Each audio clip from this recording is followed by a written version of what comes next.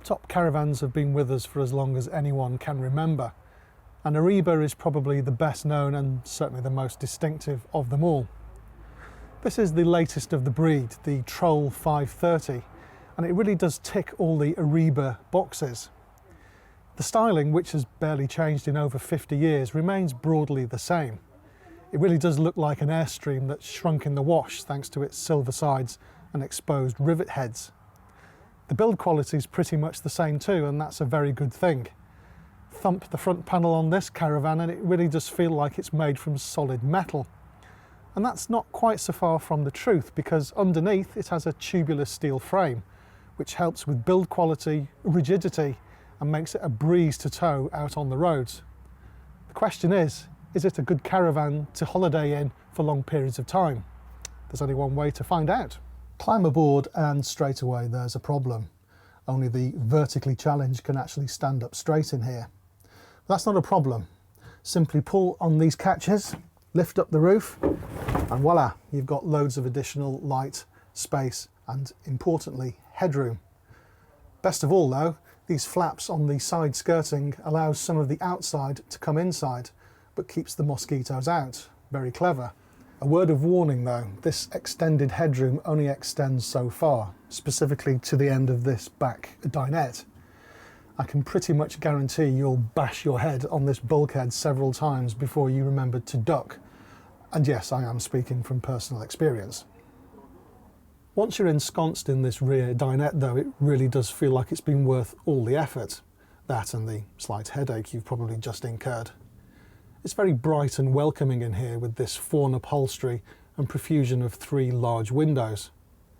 It's well lit here after dark too. 3 lots of lights are all touch sensitive and flood the area with light even when it's dark.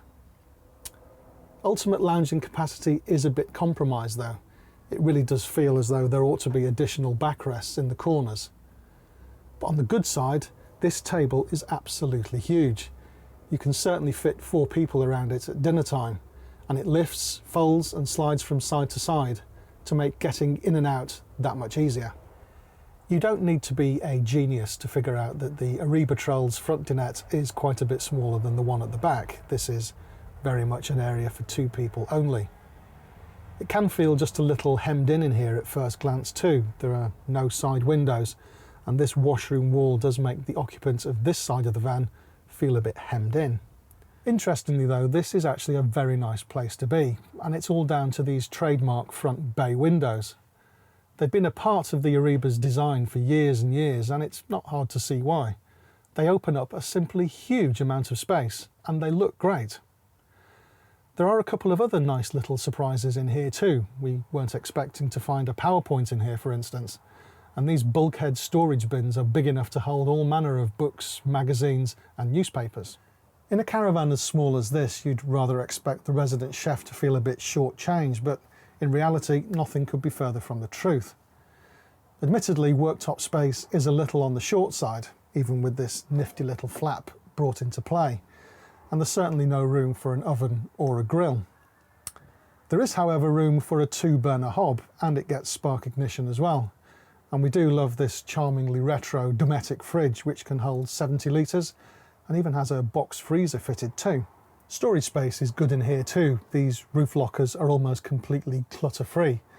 And there's even room in this lower locker for a few odds and ends, despite the fact that the dinky little fresh water tank is in there as well. Right, I think it's time to have a look in the washroom. It might come as a pleasant surprise to discover that the Eriba Troll has a pretty good washroom.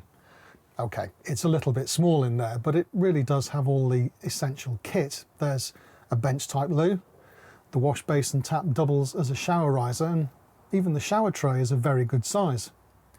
It's well lit in there too. There's a couple of spotlights and a frosted opaque window. And there appears to be little knick-knack shelves, cupboards and drawers almost everywhere you look. It's very impressive. And we do love the way this vanity mirror rises and falls with the roof. To be honest, making up the beds in this little caravan is a bit of a faff, and particularly at the rear where you have to do battle with metal poles and a folding table base. But in truth, the resultant double is big enough for most average-sized adults, and it's very comfortable. The third berth up front is much easier to make up, thankfully, and is ideal for a child, allowing mum and dad to carry on relaxing long after lights out. There really is much to like about this new Eriba Troll 530.